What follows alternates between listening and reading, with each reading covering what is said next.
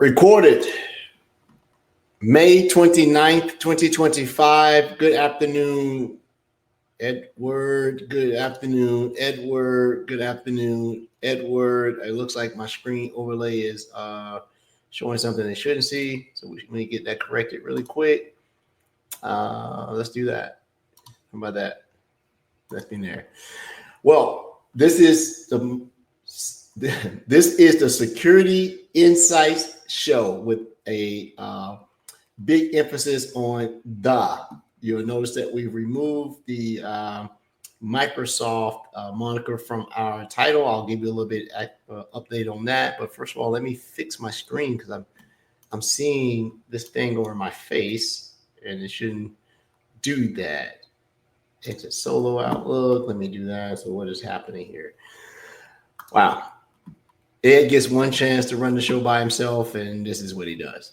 There you go. We'll put background and do that and see if it does it. If not, let's go to the media content and do it here. Don't know. We'll see. So today we are continuing with our episodes on getting partners to have a offering inside Security Copilot, and this is one of our returning guests, one of our security partners that are coming on to talk about the way that they are interacting with Security Copilot with a custom-built agent that they created. But one more time, let me fix my screen. Maybe time to read a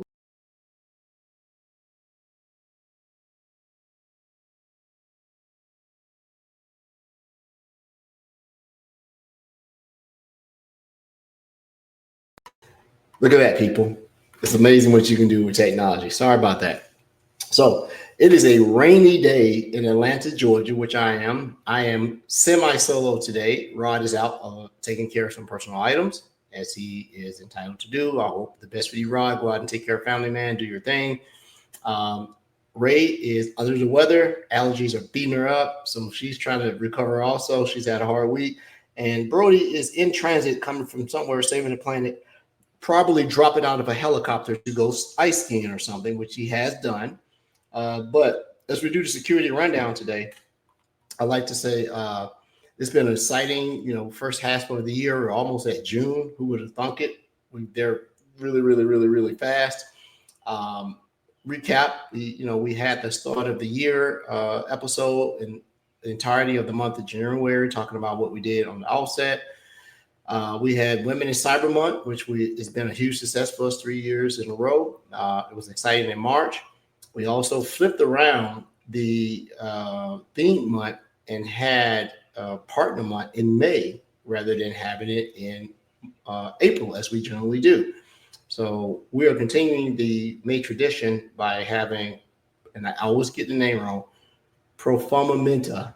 And my guess is going to get me wrong. If I don't butcher names, I butcher titles and all that stuff. Also, they're going to actually come on and talk about their version of an agentic AI solution that enhances or empowers Security Copilot. But before then, I want to talk about some of the readouts that I've had on security things. And some of these are sort of not old. But I didn't realize it because I haven't really been paying attention to the identity space. So one of the things that came out was, and I'll read it here, announcing the general availability of linkable token identifiers across Microsoft logs.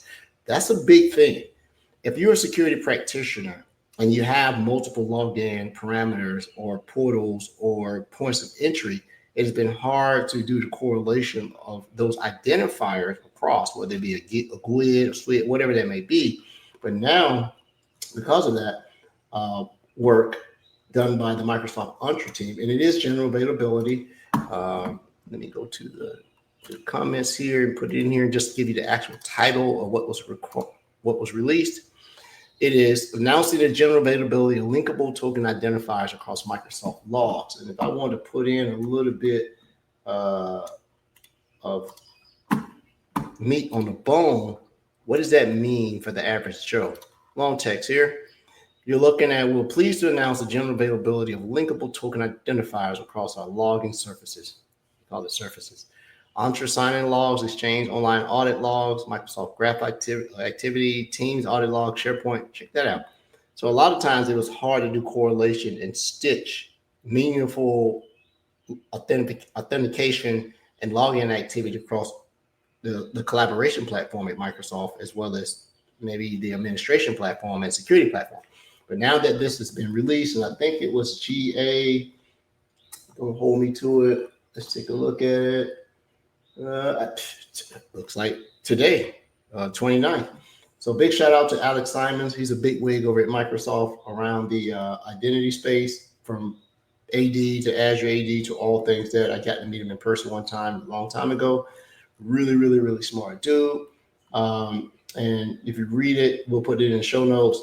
This milestone marks a significant step in Microsoft's commitment to enhancing identity, traceability, and security. Because we're hacking identities, right? If I can obscure or impersonate or obfuscate my authentication activities, or manipulate your authentication fabric, I got you, right? So now being able to stitch these together, this is really, really cool. The reason that this came in, it says strategic context, and once again, I apologize for the long post in here. This is why this would end up being so important. I'm going to TLDR you right here. The strategic context following the Storm 558 attack, the U.S. government cybersecurity recommended that cloud solution providers implement linkable identifiers and tokens. That's because of the disjunction and disconnection of a lot of these systems, where you had maybe B2B integration, or you had nested identities, or if I'm going real old school, interdomain trust, that the way I log in one place may not be the way the other. So I could actually have a different persona based on how I logged in versus how I'm being represented in my end target. So I did not know that was one of the reasons that this particular linkable identity feature set was high priority ring 0, and they got it done fairly quickly. Once again, we'll put the link, put all the things in there that's applicable to catch it on. And another thing, this is a email from one of the top security sellers in regards to securing agentic agents. Hey, it's Brody the Transformer Man. I just hang with Optimus Prime. He was the reason I was late. He needed help saving the world. So my bad. But I thought he needed to stop for like oil change, gas, or something like that. Nothing like that. Okay. I wonder how often Autobots and Transformers need oil changes. That's an interesting point. Do they need oil? Or they just run on pure energon? Pure energon is the lubricant and the power source. I like that. The lubricant and the power source. I got another one here. Is in regard. Bro, do you got anything? I'm just doing a readout of all the media stuff. It was a long weekend for the Americans because we had Memorial Day off. So, and then I took Friday off, and then I was gone, and then I'm back. So it still feels like Monday to me. No idea why. So what's going on, man? Tell me something about what you got going on. Hey man, I'm keeping busy, keeping busy. I'm working on a couple projects. One is a secure Azure infrastructure. I'm learning all kinds of stuff, right? I'm learning more about Terraform deployments. I'm learning more about Azure policy. I'm learning about compliance as code.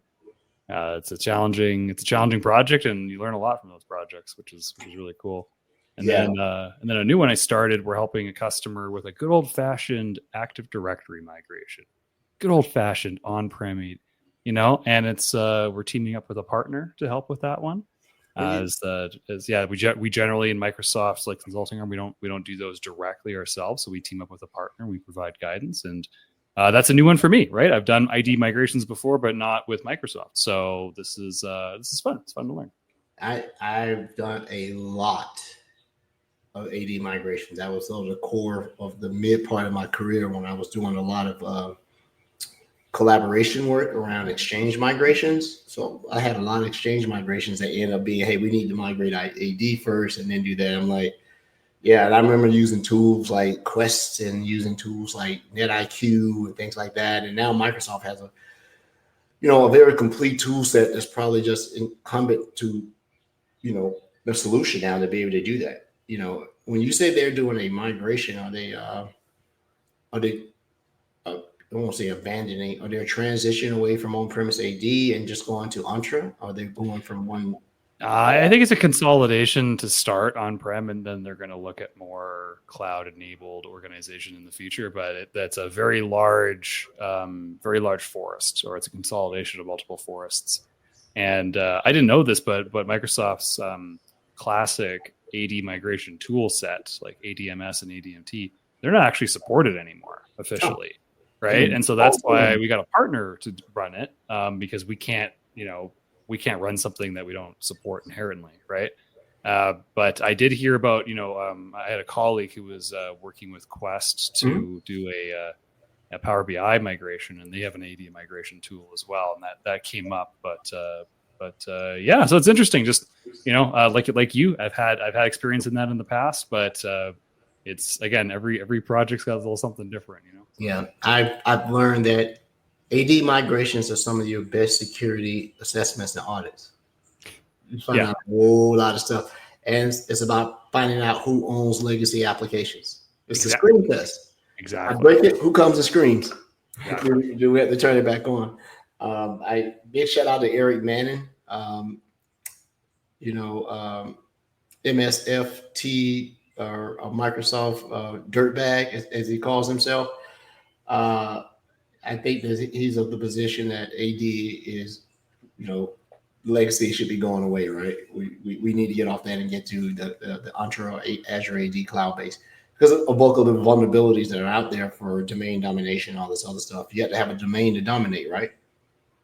Right. So that, you can run, Azure Hound, or what it used to be called, Bloodhound, against an empty directory. It's nothing there, right? But we'll see. Yeah, totally.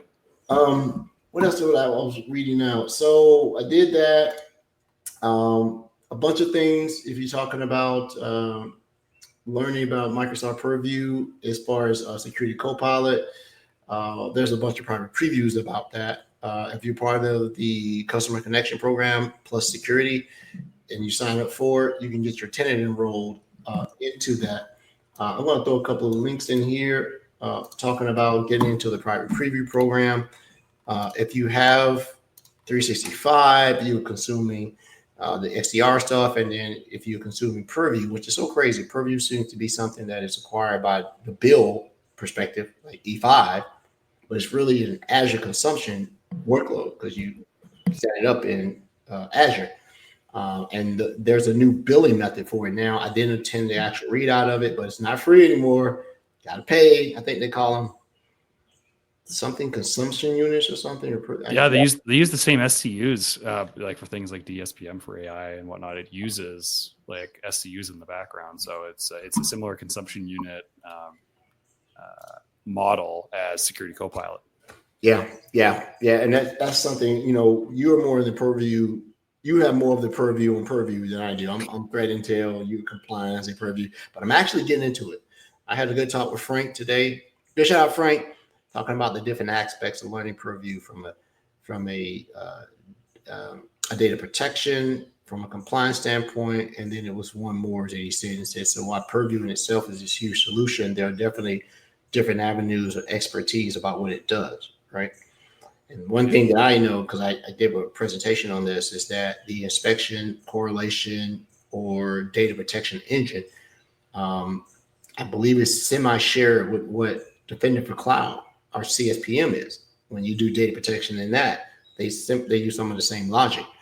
I don't think they use it one for one, meaning that they share the engine as a single unified source of truth. But I think they share some of the same logic the way they go.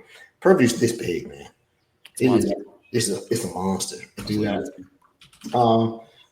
Instead of me throwing all of these links that I have in there for the notes, join the community, start with Microsoft Security Copilot, I become a Copilot Ninja, all these other things, I'll save it for the show notes. Before we get our guest on, which we're probably 2 minutes over, but I hope we can spare 60 more seconds. Anything you do good over the weekend? Like you said, holiday, you don't have a holiday in Canada. We're getting ready for my little girl's first birthday party, so I'm getting the yard. Wow, it's been a year? It's been a year, yeah. Oh, man, I remember that. Congratulations. Yeah. I think that's in a 1 year, man. You're a year old. Thanks. So when you become a parent, your age starts over. You're 1 year old now as a parent. So with that being said, we're going to go ahead and get our guest on, and I'm much gratitude for them correcting me on how to say it. Let me say it now before we get them on. Performanta. Performanta. So we're going to get our guest on, Mr. Guy Golan. Let me bring him on the show. Guy. Hello. Hello, sir. You know what? I must say that I'd rather you make a mistake, because it's always a conversation starter for us with that name. And I found it to be very good. Per for who, per for what, per for what, and eventually you have a conversation. What's the meaning of it and what stands behind it, and so on and so forth. Well, thank you so much. And we'll start that off. But before we get into the meaning and what it stands for and everything else, your company has been on the show before when we had a session around Security Copilot partners that specialize in. You were recommended by James Key, who is on the GPS side for partners who are interested in Copilot. I'm so happy to have you a return visit. But how about an introduction of yourself, who you are, your role, and then let's go into Performanta. I love that. Brilliant. So Guy Golan is my name, and definitely my accent doesn't give it away that easily. I'm not American. I'm not British, although I live in the UK. I'm officially and born Israeli. Served in the Israeli Defense Force, did my fair share of contribution where I did. A lot of that is not being really talked about or mentioned, and don't throw any numbers, because you're not going to find them on Google. So that's where we're going to end it. That will be probably another discussion for another day. And funny enough is after 4+ years there, I never thought we would have some kind of a return into the cyber world, and I did what every Jewish mother wants her son to do: is either become a doctor or a chartered accountant. And I tried to become a chartered accountant, but I need a doctor because of the vomiting that I felt every day. So bottom line, that didn't happen. And miracle has it, I just found myself back 22 years later doing cybersecurity again and again and again, and loving every minute of it. I get it. I find myself coming back to this thing. You can't get away from it. I am very familiar with the technical expertise and cybersecurity prowess that comes out of Israel. At a time, I was coming over there at least 4 times a year to Tel Aviv to work in ILDC. But yeah, that's great. So you found yourself saying, "Nah, I'm not gonna do accounting. I'm gonna do this cybersecurity stuff because it's easier, right?" And so you started this company, or I'll let you give the history of it. I don't know. Yeah. So I've started the Performanta. Funny enough, is literally we are celebrating our 15 years anniversary this month. So started May 2010 with a perception of a flight by night. That's what the competitors said, and I don't think many of them exist anymore. But that was quite interesting. And the whole idea, the whole concept, and this is where the name comes from, is it comes from some kind of a Latin deviation of the word performance, which we find that this is the biggest, and funny enough, or the biggest currency that in the cyber world today is performance, quality, delivery, value. And funny enough is the new KPIs from Microsoft are all about technical capabilities and delivery this year coming. So that is pretty awesome. And that performance concept was something that I've already exited 2 companies before that. And the whole idea was in 2010, if you recall, it was pretty much about firewalls and antiviruses, and DLP was just introduced to the market in a much better, bigger way. DSPM now is a beautiful four-letter acronym, but it used to be ILM and ILP and so on. The whole idea behind that was that we're going to provide clients the journey. And funny enough, in 2016, we realized that what we do for the clients is meaningless because we defend them, but everybody can bypass them. So that forced us to become more looking into the offensive world. And 9 years after that, we're doing both the offensive and defensive. And now, in the last couple of years, we provide something that is quite a very strong currency in the cyber world, is the influx of data translated into meaningful context. And that's, to us, performance, because our objective day in and day out is to provide different stakeholders with enough context to make the right decision to keep them safe. Yeah. And that's the thing is if you're forensics or investigator, whether you pre or post breach, is trying to figure out what they call that temporal moment or that pivot point to say, does the breadcrumbs lead to me to take this action? And eventually, you know, I'm a big role playing guy. Ooh, take the left road, you know, you do these things, or you go down a rabbit hole, and experience sometimes can be a detriment. You second guess yourself. I do it all the time because you start to go back and you think about all those things. But giving the security context is a big thing. Lots of companies have said that. Actionable intelligence, actionable insights, all the buzz marketing words.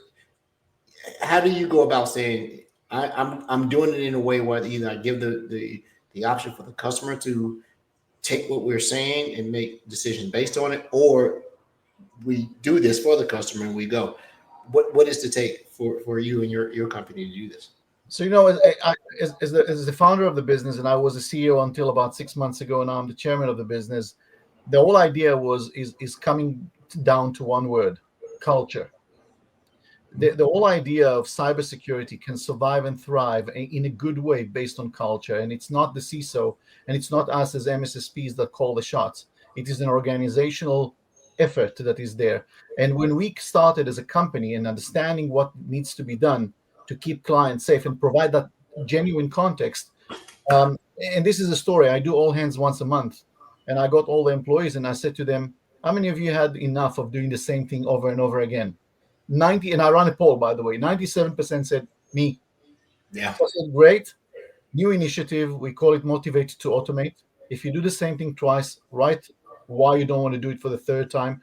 And for the record, that's your new KPI. Love that. Since that point, we automated over 15,000 processes in the business, including finance and sales and whatnot, not just in cyber. And that's where context comes into life, because context is about experience, is about what to do right. Simple example: when you go into a server room, what's the first thing that someone needs to teach you? Bring a jacket, right? Yep. Experience also lends to context. You're absolutely right. I hear the word data center. It could be the summer. Bring a jacket. You just and you do that. It's very interesting that you say that the way that you go about stuff is the automation, the efficiency of it, and KPIs. And you said not just cybersecurity, you said in finance. I think, you know, process-driven things are all sort of security related because it sets the norm. And when something drifts from the norm, you go look at it and is this a process deviation, or is it someone doing something malicious?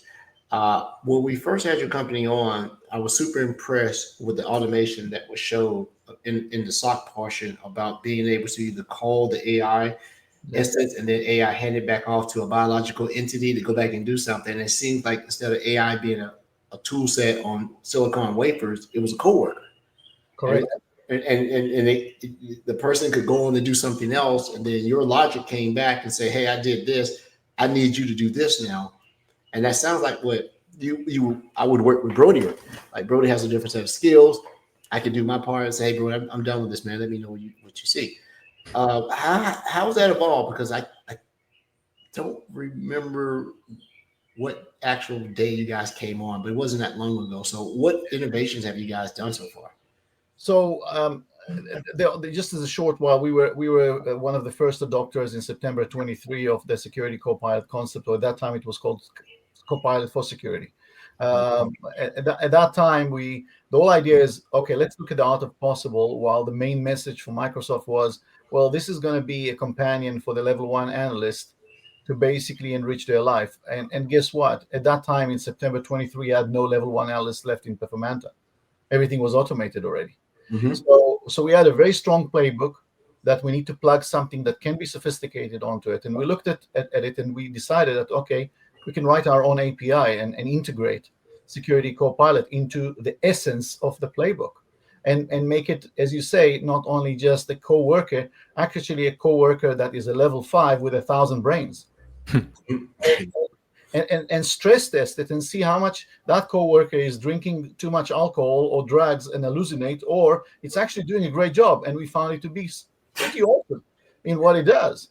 And we decided, okay, how can we broaden it? And this is part of where the culture is. There's no instruction coming from the top. The instruction of the coming from the top is stakeholders, giving them enough context to make the right decision to keep them safe. And we realize that there are three moving dimensions to do that. Time is definitely one of those. Mm-hmm. Second one is coverage.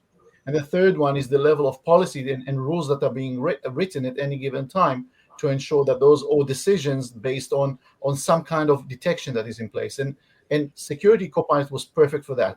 We evolved it. We are now serving clients around it. I think we are one of the only in the world that Security Copilot is absolutely working as part of our SOC services to them in those clients. And I'm talking about Fortune 250. Yeah. The second part of the evolution, sorry, Edward, the second part of the evolution was what else can we do? Because many of them came and said, oh, so can you deploy it for me? And the whole idea was if we deploy it for you, you take all of our IP, which is not really right. Right. So we built the agents. And the agents allow us to deploy it without basically having any of our IP in any danger format. Smart. Yeah. The secret sauce is hidden. Yes. That makes sense. Yeah. Not even working at Microsoft as an employee and being able with the secret sauce is some of the stuff is still, like how do we do this? You have to go back and start at the basics. What is an agent? How's an agent constructed and all these other things? So I've learned the hard way being senior, go back to the basics, understand what they're trying to achieve with this I was saying angelic AI for a while. My wife's like, what? I say I'm an angelic. Angelic. Yeah. And I kept saying it like I was correct. Like, don't correct me. Like, yeah, we have angelic AI in Microsoft. I was like, okay. Yeah. Beautiful. Sure. Yeah. Beautiful. With that being said, one of the things I look at is this whole AI thing. Microsoft is not the trademark owner of Copilot. Copilot is just a moniker for saying what it does. But I see this fast evolution. I'm seeing more companies, and now that the word Copilot started becoming, you say it in normal conversation. Agentic AI and agents are the thing now.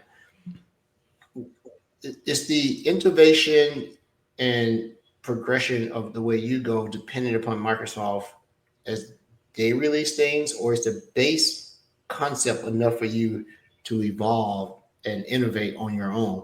Suppose Microsoft never released another agent, right? Is that sufficient to say, okay, we have the concept, we can continue to build and grow? Because we want to grow the partner ecosystem, and the partner ecosystem has been the greatest part of Microsoft innovation. They bring solutions in, IP, and all of that stuff. So I'll go back to the short question. Is what Microsoft done the ideal enough for you to take independently and be able to go forward? So we don't need Microsoft's outcome. We need Microsoft recipes or ingredients, actually. Yeah. And we love. I'm a foodie, so let me talk about food. If you bring me an ingredient, we have good enough kitchen and good enough, tools to build something and make some good dish out of that, while understanding what the concept of an agent is. And Microsoft did a great job in that. At times, Microsoft did not know even how to productize it well enough, which is fine. It's a journey. We've taken it and decided to productize it that way. And we are one of 6 partners, worldwide that basically we're on RSA, and our name was there by launching not one agent, but 2 agents. Yep. So the whole idea was the ingredients are, and I know there's a race, and that race is about marketing and about putting some things, some names out there and putting some definitions and some buzzwords. But the whole idea is their substance. And the agents that we work so tirelessly to build are literally open, in a sense, open agents that they can start talking to other agents and create a complete multi-ecosystem of agents correlating and talking in a SOC, outside of a SOC, with the managed controls team, whether it is EDR or MDE team, or it is on Intune, or whether it is, you mentioned about, Entra and identity, or whether it is Purview. And they start making some decisions, while at any junction, that what you've seen in the previous podcast that the team showed, the playbook, there are junctions where human beings have to be involved just because of the ethical code that we are all subscribed to. Mm-hmm. Yeah. But without that, it can run awesomely. It doesn't work like that. I think that the innovation of being able to have these agents, and I'm going to speak from a very myoptic standpoint, Microsoft standpoint, is that the technology and stuff seems to be something that it breaks or it doesn't work as advertised, we go forward. But you got to figure out the cost factor. People are still trying to say, how do I, the question that is asked is not the answer that they want. They're like, well, how much does it cost? But what they're really asking is, what is the value? And how do I show TCO and ROI? Right? That's perfect. Yeah, they have to ask the base question first. Well, how much does it cost, and how are you billing me? And have you had to encounter that?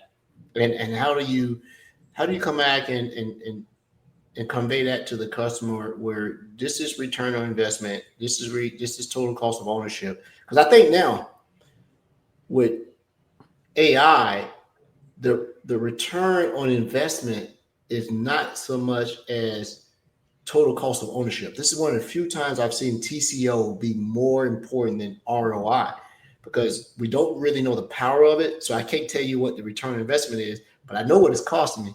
So what's the total cost of ownership? How do you handle those particular things? I don't know how to bill for this stuff. So we've got an answer. We've got an answer. So first, let's look at the assumption. What is an AI? For us, an AI can be two things. Can be an application or can be a human being. Mm-hmm. We decided an AI is a human being. It's a persona. Mm-hmm. Now, what is that persona? That persona is a persona that has 1,000 or 10,000 or 100,000 more capability than a human being, without hiring, firing, getting tired, wife, husband situation, family, sickness, or whatever that is. That is that persona. Now, we completely got out of the picture those three letters that everybody dread, SCU. Out of the picture entirely. We basically create a use case. And that use case was, if I were to use human beings to do it for you now, that's how much it would have cost you. But with the agent, that's how much it's going to cost you now. And the results are massive. I'm talking about 60 to 80% discount. Yeah, I've heard that, and not to sit here and say that that's not been a valid consideration. It's one of the things to do it. I still go back and I'm like, the numbers that you give are very objective, but the measurement is very subjective, because people like Brody work way harder than me. So yeah, you ought to go get 80% discount. It's not trying to work out like that. So your actual savings on me is going to be easier to get, because it just is, right? And then I also heard the marketing around this is going to accentuate or enhance or be a tool for the junior analyst. I had a good discussion about this with a peer of mine and this is a topic for the debate. I don't believe there's such thing as a junior analyst anymore. I think that now that I'm looking at the job boards, I'm seeing these things, and that's because HR people are just using AI and they're creating job descriptions that are recipes for building a unicorn. How can I be entry level? You want me to have 5 years experience in SOC and do all these other things. So I say, wait a minute, you can't say that's an entry level. And then the other side of the market for the people that are selling anything to do that. So that sort of lends to, if AI can do all these things and it's acting way above what an entry level person should be, then does that pull up the entry level requirements? I don't know how to fix that. I was listening to a seminar the other day and they're saying there are still 1.1 million cybersecurity jobs available and they can't be filled. I have yet to see a significant reduction in whomever's poll of that said that this can be addressed by using AI. I've heard the marketing, but I've not heard hiring managers and everybody do it. And I think it's a bunch of things. Can you give me some perspective on that? If we still have all of these jobs that are opening, and you say that AI can do these things, are the markets not talking? I'm like, wait a minute, I have AI here, and it's just not. I'll listen to you on that, because that had me scratching my bald head yesterday when I heard that. That's fine. There's a lot of skepticism around that, and it's a great question, I think, and it's a great thing to ponder, because I'll give you another aspect is if it can replace level 1 and level 2 analysts, it means that a junior that just joins the market has to cross such a chasm to become level 3 and employable, because they can't really be employable at level 1 and level 2. And that means what will be the adoption rate of people in cybersecurity in the future? That's another dilemma that we all have to ask ourselves and how we deal with it. I think the bottom line is this. What we've seen when we had and before AI was even introduced, when we started with our automation, and again, AI is a massive amplifier to that, but automation is the crux of everything that we're doing. The idea was level one analysts, there were those that fell off the bus very quickly and said, yeah, that's not for me. And those that were saying, okay, I get what I need to do now, and I'm just work harder, get myself into a position that my contribution is more noticeable, and my contribution about doing something twice and not doing it for the third time is going to be seen and felt. As an ex-army guy, I'm going to say the following. Unfortunately, level one, and I don't mean to offend any level one, but there's an old say that we used to do in the army. Level one analyst, even if you hit them between the eyes, they can't even detect that thing. You're right. And because I agree with you. I'm an ex-Navy. Thank you for your service right here. I agree with you. Level one. Yeah. It's too easy. I get it, because when you are bringing level one individuals in, and I came up through the ranks. I don't know, right? Brody's a young one here. Come up through the ranks. You spend as much time doing your job as you did learning, and your brain only has so much bandwidth. And I told people, you're going to do more learning and more skilling up when you get off work, because when you're in the trenches, there is no learning. It is reactionary and is performance. So I see this, and it sort of made me want to bring this up to you, because I heard it multiple times this week across different forums about people saying the entry level into cybersecurity has to be raised, and there may not be an entry level anymore, because the technology doesn't even it is not considered the base things that I did, like getting your Security Plus and understanding. If I go out and ask some of these young folks now, describe the OSI model for me, they go, what? What is that? Is that a social media app? Yeah, not so much. So you get it, right?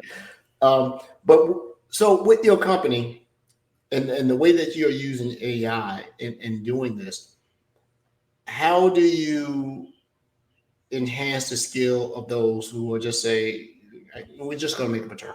Level two may be a lower junior person. Yeah. How do you go in and you put that into that where it betters the company and at the same time betters the employees? So critical thinking is vital. Ability to truly understand how to code and how to deal with automation. Mm-hmm. So the shift is a mind shift from I do the same work, mundane, as you said, like a machine, every day, all day long, 24/7, as much as I'm required. Shut up and do your job. Ask yourself a question: why am I doing it? For what reason? What tools I'm being given, and how they're going to help me to enhance who I am and what I do? Because what I currently do is becoming obsolete. Mm-hmm. Yeah. And as an example, so we've sent quite a few on critical thinking. We have allowed them to go and get part or be part of the automation process. Some of them went for coding and understand how to code, which today is much easier than ever before to code. And that level of thinking allowed those to elevate themselves into a desirable position. Now, will that position going to exist in 6 or 12 months? I'm not too sure. But we gave them enough tools to think about what's next as well. Mm-hmm. Yeah, I totally agree.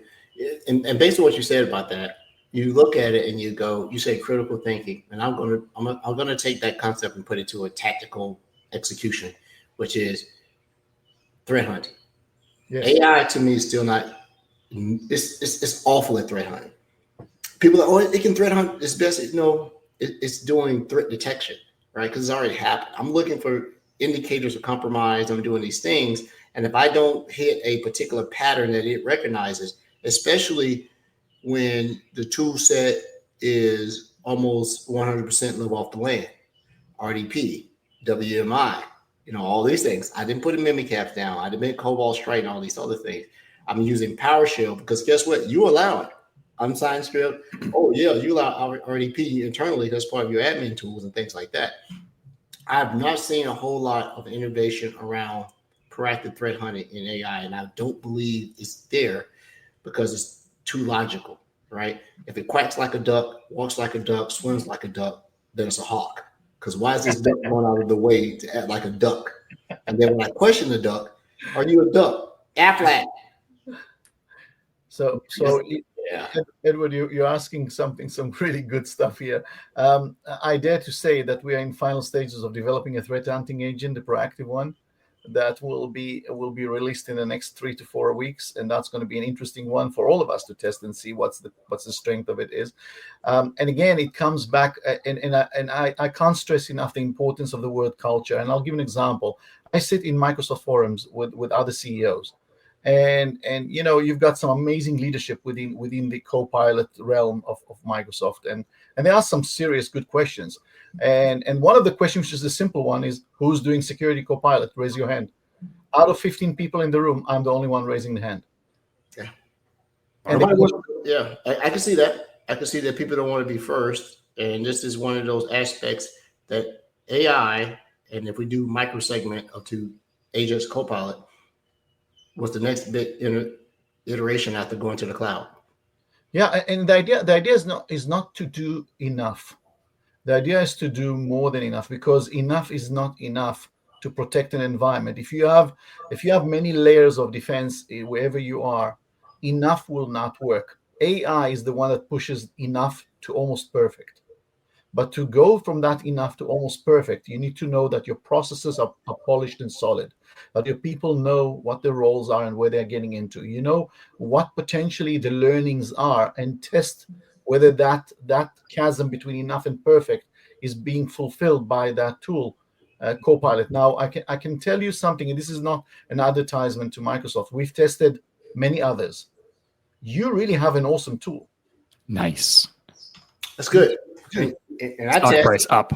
And I'm a big fan of it. To go back to what you were saying about your threat hunting tool, I'm interested, and once you launch it, I will stay in touch about it, because I think the human aspect of being a biological threat hunter with a sentience is better than that, because AIs don't have a sense of consequence. If I break something, am I going to get fired?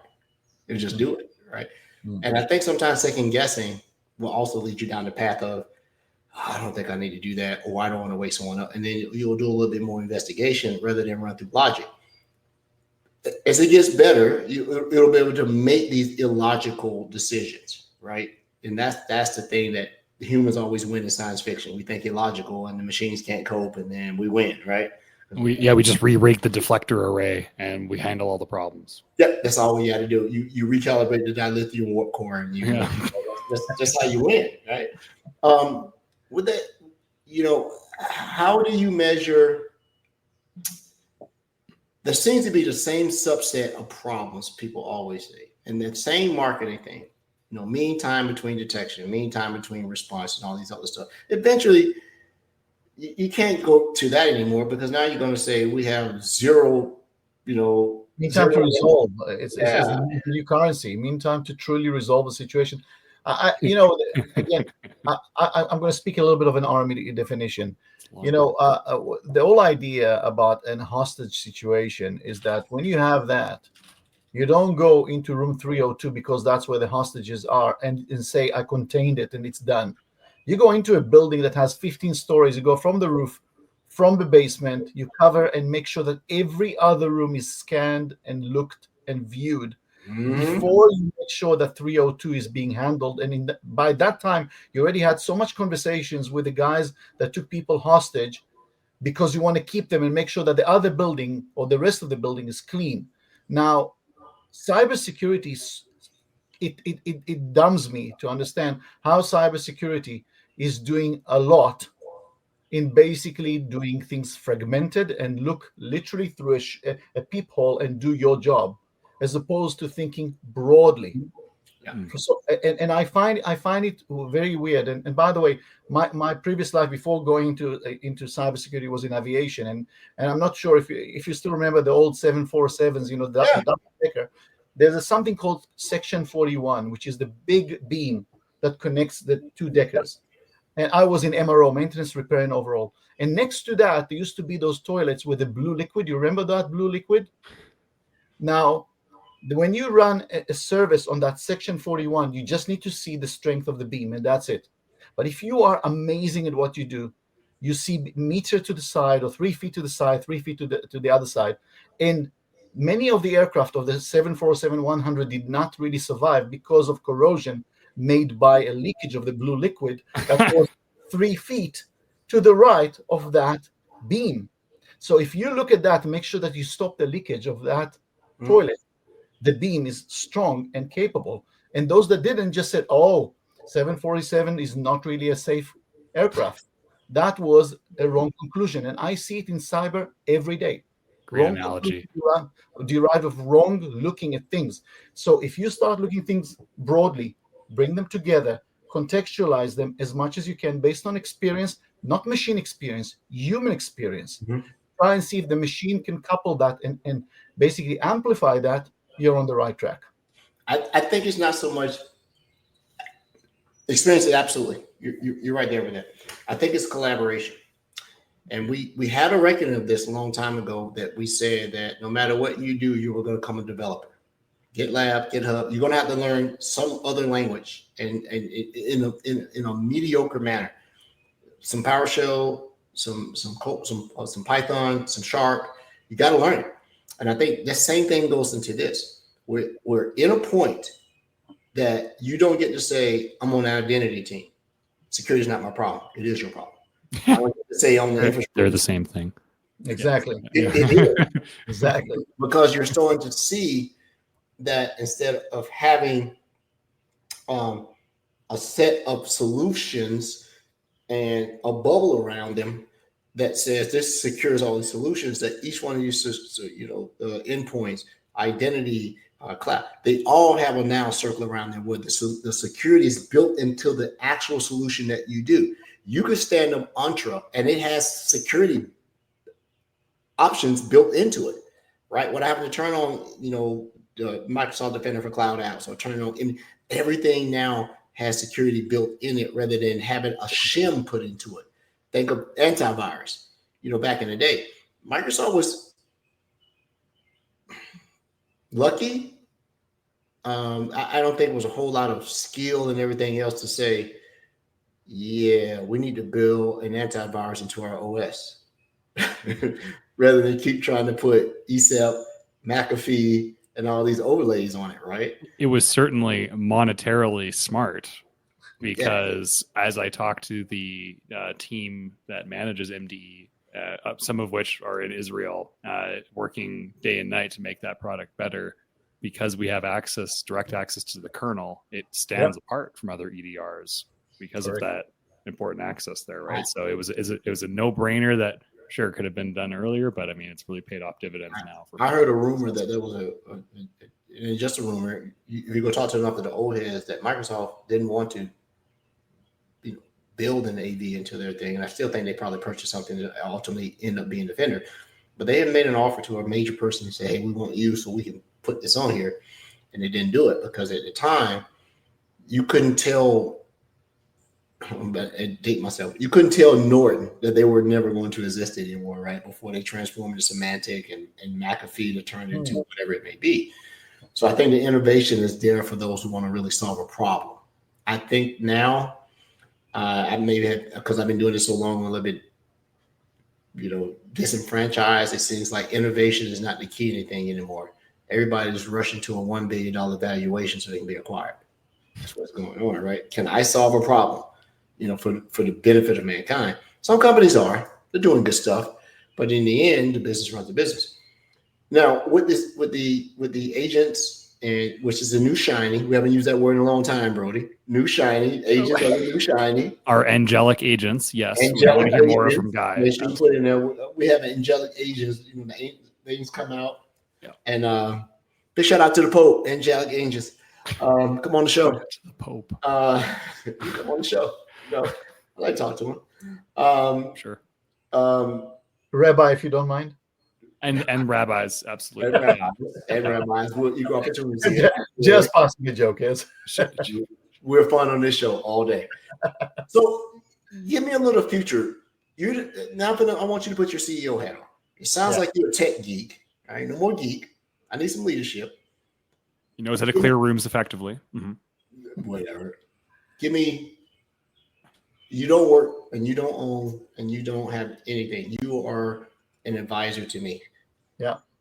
Give me 6, 12, 18 months around AI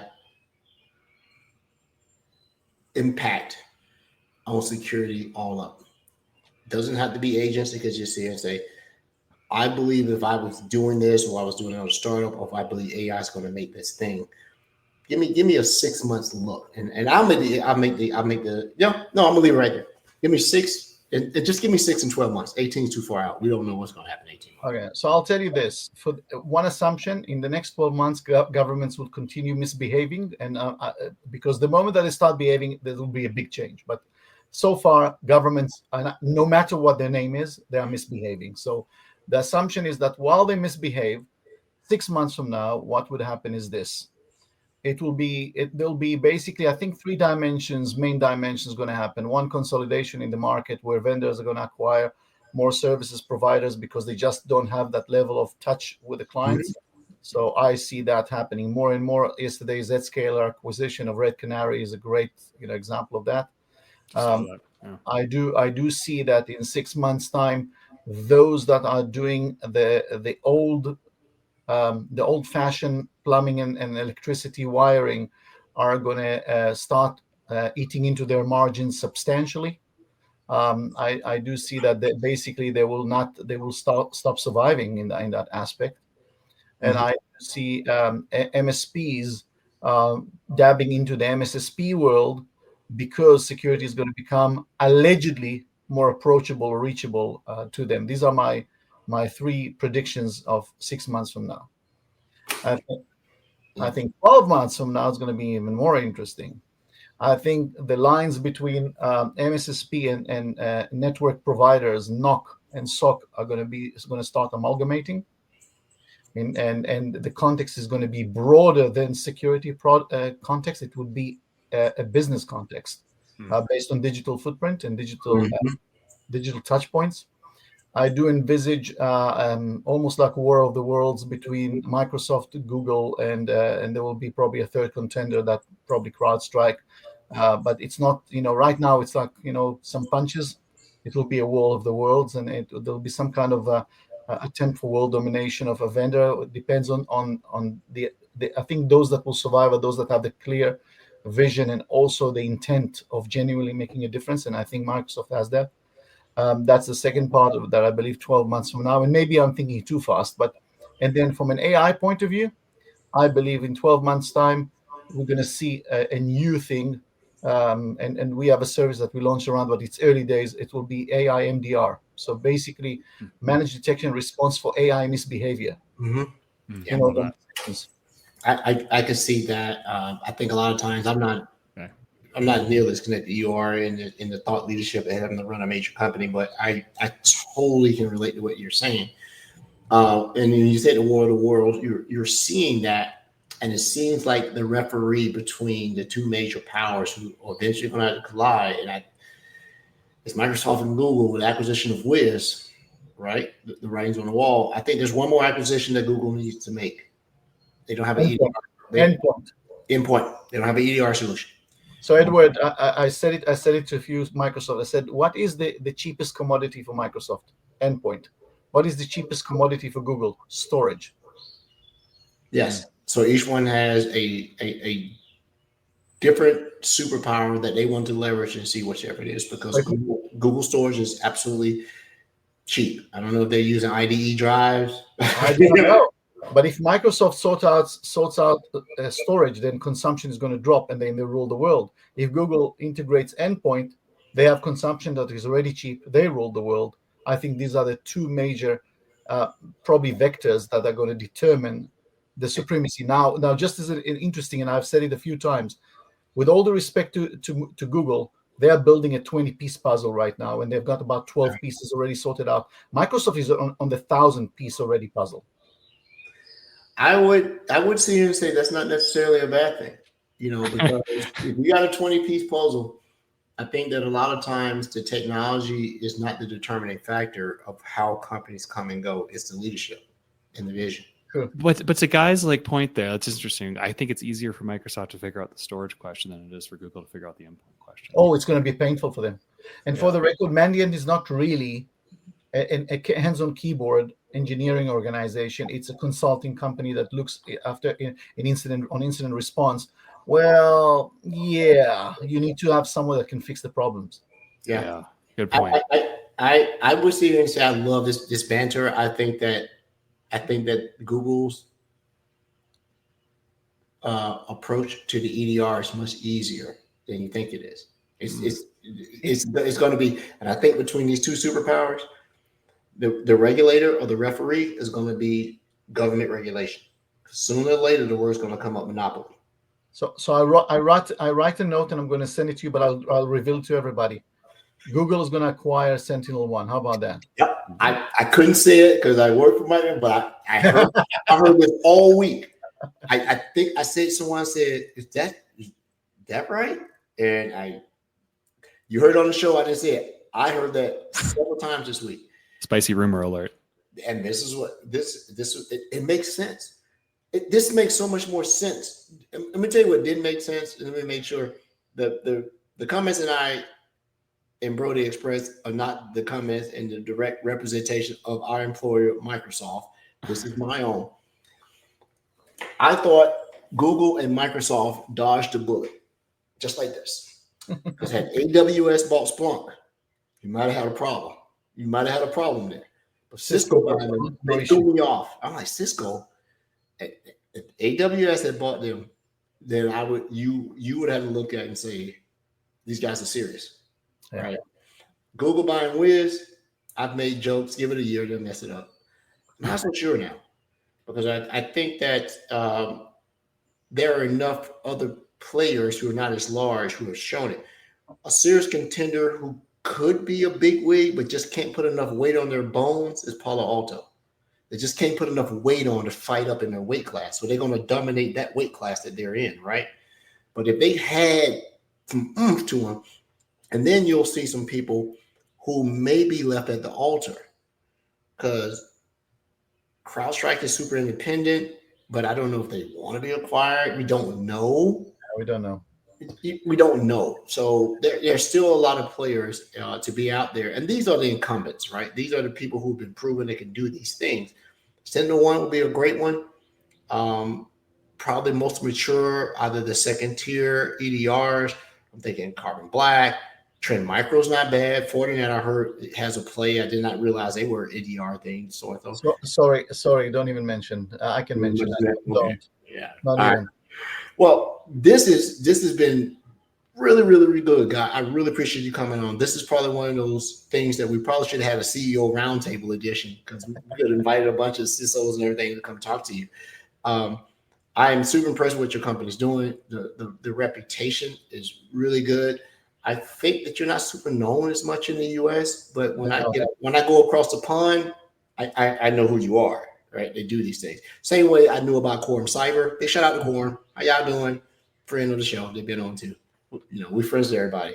But yes, when this threat hunting thing comes out, I would love for you to come back on. We will push somebody out the show because I'm just